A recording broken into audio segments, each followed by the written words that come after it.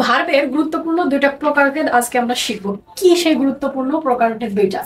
একটা হচ্ছে নন finite verb আর একটা ফাইনাইট ভার্ব। তো নন ফাইনাইট এবং ফাইনাইট ভার্বের মধ্যে খুব মেজর দুইটা প্রকারভেদ। নন ফাইনাইট এবং ফাইনাইট ভার্বের মধ্যে নন ফাইনাইট ভার্বের সংখ্যা সব থেকে বেশি। এজন্য আমরা আগে ফাইন্ড আউট করতে শিখি নন ফাইনাইট ভার্ব কোনগুলা। নন ফাইনাইট ভার্ব যখন আমরা চিনে ফেলবো তখন আমরা ফাইনাইট ভার্বটাও ফাইন্ড আউট করতে পারবো।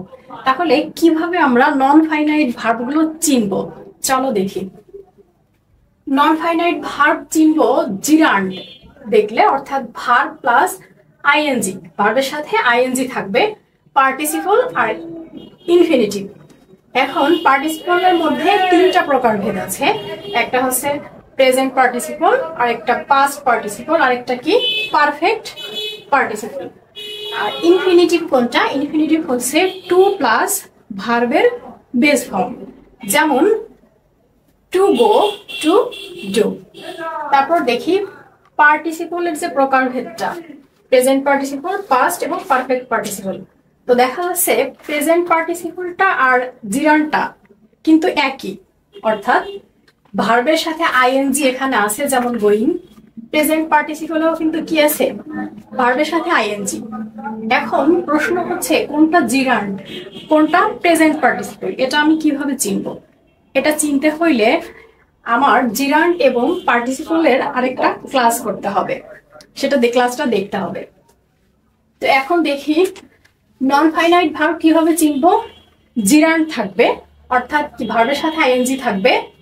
পার্টিসিপল থাকবে তিন প্রকার, প্রেজেন্ট পার্টিসিপল অর্থাৎ ভার্বের সাথে আইএনজি জিরান্ডের মতোই। আরেকটা কি থাকবে? পাস্ট পার্টিসিপল অর্থাৎ V3, এটা হচ্ছে V3 ভার্বের তৃতীয় ফর্ম, যেমন ডান, গন, টেকেন, এরকম থাকবে। আর কি থাকবে? Perfect participle. এটা কেমন? হ্যাভিং প্লাস V3, হ্যাভিং এর সাথে কি থাকবে? ভার্বের থার্ড ফর্ম থাকবে, যেমন হ্যাভিং গন, হ্যাভিং ডান, হ্যাভিং টেকেন, হ্যাভিং ইটেন, এই ধরনের ভার্ব থাকবে। এখন আমরা সামারিটা দেখি, আসলে কি কি জিনিস দেখে আমরা নন ফাইনাইট ভার্বগুলো চিনতে পারবো। এই যে এখানে সামারিটা দেখা যাচ্ছে, কি ভার্ব প্লাস আইএনজি যদি থাকে তাহলে সেটা আমরা চোখ বন্ধ করে কি ধরে নিব? এটা একটা নন ফাইনাইট ভার্ব, যেমন গোয়িং, ডুইং, এ ধরনের, ইটিং, এ ধরনের ভার্ব যদি থাকে। এরপরে কি V3, অর্থাৎ এই যে এই ফর্মটা, হ্যাঁ পাস্ট ফর্মটা, ভার্বের থার্ড ফর্মটা যদি থাকে তাহলে সেটা কি হবে? নন ফাইনাইট ভার্ব হবে। আরেকটা কি আছে? ইনফিনিটিভ, অর্থাৎ টু প্লাস ভার্বের বেস ফর্ম, যেমন টু গো, টু ডু ইত্যাদি। এরপর আছে কি হ্যাভিং প্লাস V3 যদি থাকে সেটাও কি হবে? নন ফাইনাইট ভার্ব। এখন আমরা নন ফাইনাইট ভার্বের এক্সাম্পল দেখি, এক্সাম্পলের মাধ্যমে আমরা চিনি নন ফাইনাইট ভার্ব। তো প্রথমে লিখেছি কি হি গোজ, সে যায়। এখানে কি গোজ ফাইনাইট ভার্ব নাকি নন ফাইনাইট ভার্ব? তাহলে আমরা দেখি নন ফাইনাইট ভার্ব আমরা আসলে কি দেখে চিনেছিলাম, কি কি বৈশিষ্ট্য থাকলে সেটাকে আমরা নন ফাইনাইট ভার্ব হিসেবে চিহ্নিত করতে পারি। তো আমরা কি দেখেছিলাম? ভার্ব প্লাস আইএনজি, এটা ভার্ব প্লাস আইএনজি না। এরপরে দেখেছিলাম V3, অর্থাৎ ভার্বের তৃতীয় ফর্ম, এটা কিন্তু ভার্বের তৃতীয় ফর্ম না। এরপরে কি দেখেছিলাম? ইনফিনিটিভ, অর্থাৎ টু প্লাস কি ভার্বের বেস ফর্ম, এটা কিন্তু টু প্লাস ভার্বের বেস ফর্ম না। এরপরে কি আছে? হ্যাভিং প্লাস V3, এখানে হ্যাভিং প্লাস V3 নাই, এমন কোনো ভার্বের অস্তিত্ব নাই। তাহলে এটাকে কি আমরা নন ফাইনাইট ভার্ব বলতে পারি? না, এটা নন ফাইনাইট ভার্ব না, এটা একটা ফাইনাইট ভার্ব। তো আমরা আগে নন ফাইনাইট ভার্বটা কি সেটা দেখতেছি, এরপরে দেখবো ফাইনাইট ভার্বটা কি। তো আমরা এটা চিহ্নিত করলাম, এই জন্য দিলাম এক্সাম্পলটা, যাতে আমরা নন ফাইনাইট ভার্ব কিনা সেটা দেখি। তো আমাদের নন ফাইনাইট ভার্বের কোনো বৈশিষ্ট্যের মধ্যে এই ভার্বটা পড়ে নাই, তার মানে এটা নন ফাইনাইট ভার্ব না। এরপরে দেখি দ্বিতীয় এক্সাম্পল আছে হি ইজ ইটিং, সে কি করছে? সে খাচ্ছে। এইখানে অনেকে প্রশ্ন করে ইজ কি ফাইনাইট ভার্ব নাকি নন ফাইনাইট ভার্ব? তাহলে আমরা খেয়াল করি এই ইজ নন ফাইনাইট ভার্ব চেনার যে উপায়গুলো আমরা দেখেছিলাম বা বৈশিষ্ট্যগুলো দেখেছিলাম, সেগুলোর কোনো বৈশিষ্ট্যের মধ্যে কি এটা পড়ে? ভার্ব প্লাস আইএনজি না, ভি3 না, এটা কোনো ইনফিনিটিভ না, এটা হ্যাভিং প্লাস ভি3 না, তাহলে এটা কি চোখ বন্ধ করে বলা যায় এটা নন ফাইনাইট ভার্ব না, এটা একটা ফাইনাইট ভার্ব। অর্থাৎ সেন্টেন্সে অক্সিলারি ভার্বগুলো কিন্তু ফাইনাইট ভার্ব। এই যে প্রিন্সিপাল ভার্বের দিকে আমরা খেয়াল করি, মেইন ভার্বের দিকে এটা কি আছে? ইটিং। তাহলে এইটা এবার আমরা ফাইন্ড আউট করার চেষ্টা করি যে এটা কি ফাইনাইট ভার্ব নাকি এটা নন ফাইনাইট ভার্ব। এই যে এখানে আমরা কি লিখেছি? Verb plus ING. তাহলে ইটিং কি ভার্ব প্লাস আইএনজি না? ইটের সাথে কি আইএনজি যোগ হয়েছে না? তাহলে এটা কি নন ফাইনাইট ভার্ব। নন ফাইনাইট ভার্ব। আচ্ছা, এরপর एग्जांपल দেখি। হি ইজ অর্ডারড টু গো, তাকে যাওয়ার জন্য বলা হলো বা নির্দেশ করা হলো। তো এখানে ইজ আমরা এখানে কি দেখেছিলাম? ইজের মধ্যে কি কোনো নন ফাইনাইট ভার্ব চিহ্নিত করার বৈশিষ্ট্য আছে কি? না, নাই। তাহলে কি এটা একটা ফাইনাইট ভার্ব? এই অর্ডারড এর মধ্যে কি নন ফাইনাইট ভার্ব চিহ্নিত করার কোনো বৈশিষ্ট্য আছে? আছে।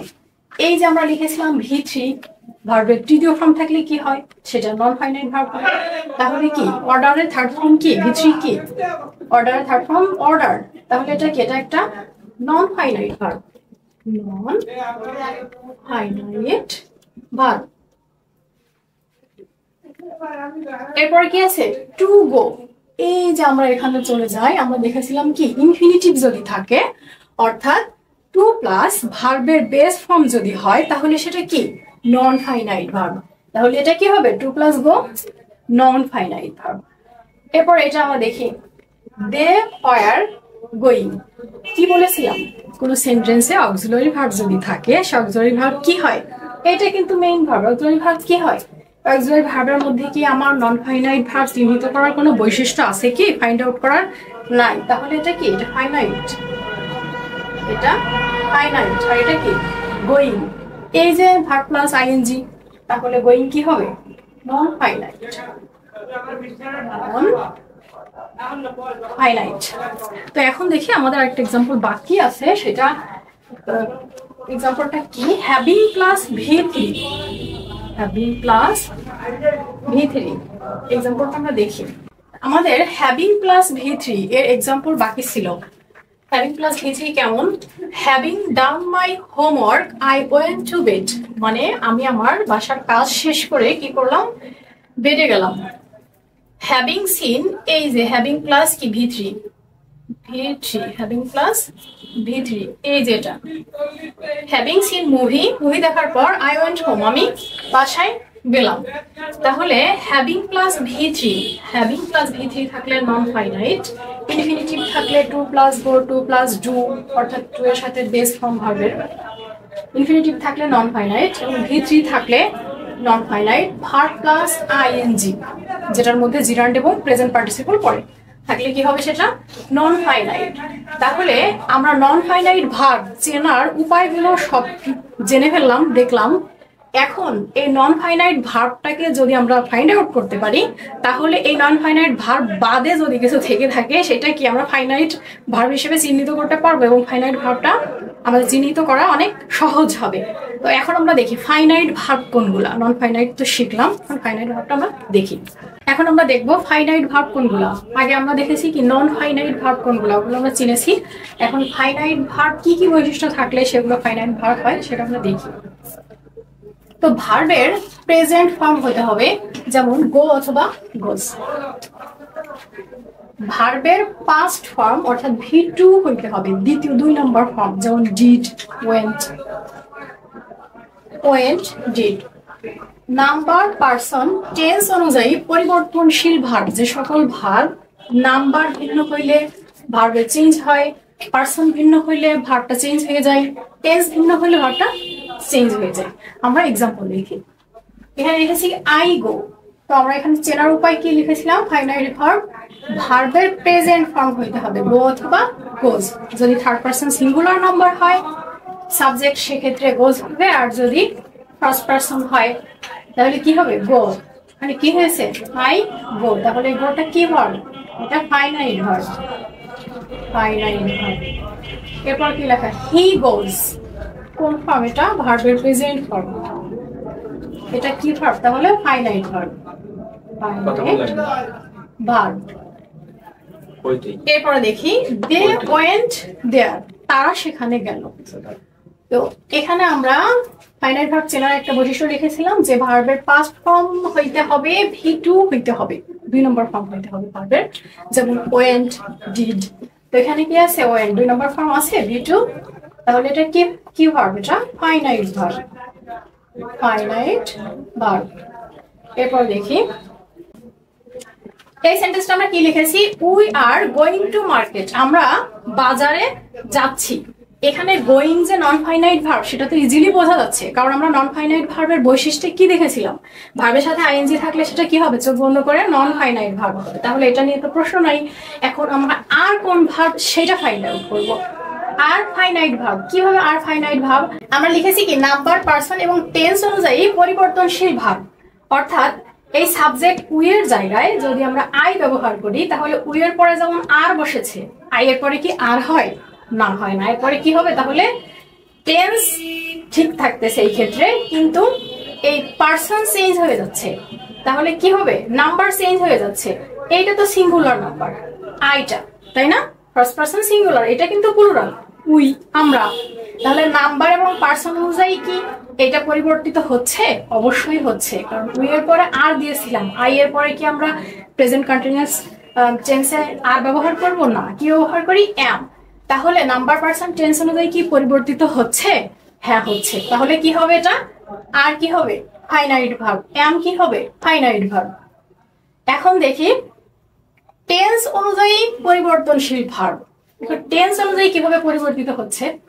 We are going to market, আমরা বাজারে যাচ্ছিলাম, এটা কোন টেন্সে আছে, প্রেজেন্ট কন্টিনিউয়াস টেন্সে। কারণ কি এখানে প্রেজেন্ট কন্টিনিউয়াস টেন্সের গঠন আমরা দেখতে পাচ্ছি, বর্তমানে কোনো কাজ চলতেছে রানিং অবস্থায়, এরকম থাকলে সেটা কি হয়, প্রেজেন্ট কন্টিনিউয়াস টেন্স হয়। তাহলে আমরা এই সেন্টেন্সটা খেয়াল করি, এই সেন্টেন্সটা কি present continuous tense, we were going to school না, এটা হচ্ছে পাস্ট কন্টিনিউয়াস, আমরা স্কুলে যাচ্ছিলাম।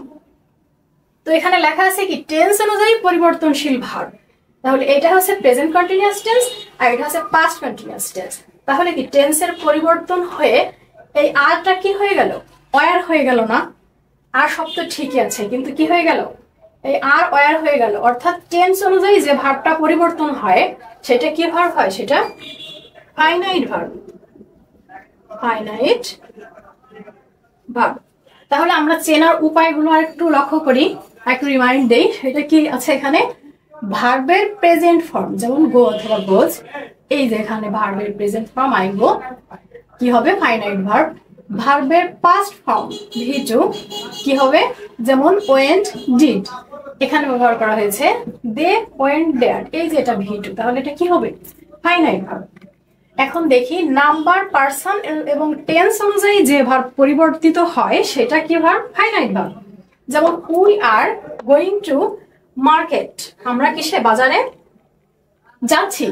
এখন উই এর জায়গায় যদি আমি আই ব্যবহার করি, তাহলে আর এর জায়গায় তো অ্যাম হয়ে যাচ্ছে। তাহলে আরটা কি পরিবর্তিত হচ্ছে না নাম্বার, পার্সন অনুযায়ী। আই তো ফার্স্ট পার্সন সিঙ্গুলার, এটা হচ্ছে প্লুরাল। তাহলে কি নাম্বার এবং পার্সন অনুযায়ী কি পরিবর্তিত হচ্ছে, এই ভার্বটা পরিবর্তিত হচ্ছে, কিন্তু নাম্বার, পার্সন অনুযায়ী পরিবর্তিত হলে সেটা কি ভার্ব হয়ে যাচ্ছে, ফাইনাইট। এরপরে আছে উই আর গোয়িং টু, এই টেন্স অনুযায়ী পরিবর্তিত হচ্ছে। তাহলে এটা ছিল প্রেজেন্ট কন্টিনিউয়াস, এটা হচ্ছে পাস্ট কন্টিনিউয়াস। তাহলে টেন্সের পরিবর্তন হয়ে কি হয়ে যাচ্ছে, আর এর জায়গায় ওয়ার হয়ে যাচ্ছে। তাহলে এটা কি ভার্ব, ফাইনাইট ভার্ব। তাহলে আমরা দেখলাম ফাইনাইট ভার্ব কোনগুলা, নন ফাইনাইট ভার্ব কোনগুলা। এর বাইরেও ফাইনাইট এবং নন ফাইনাইট ভার্ব নিয়ে কিছু কনফিউশন আছে, ছোটখাটো কিছু জিনিসে কনফিউশন থাকে, সেই কনফিউশন গুলো আমি রিমুভ করে দিব পরবর্তী একটা ক্লাসে। সেই পর্যন্ত সবাই আমার সাথে থাকো, ধন্যবাদ সবাইকে।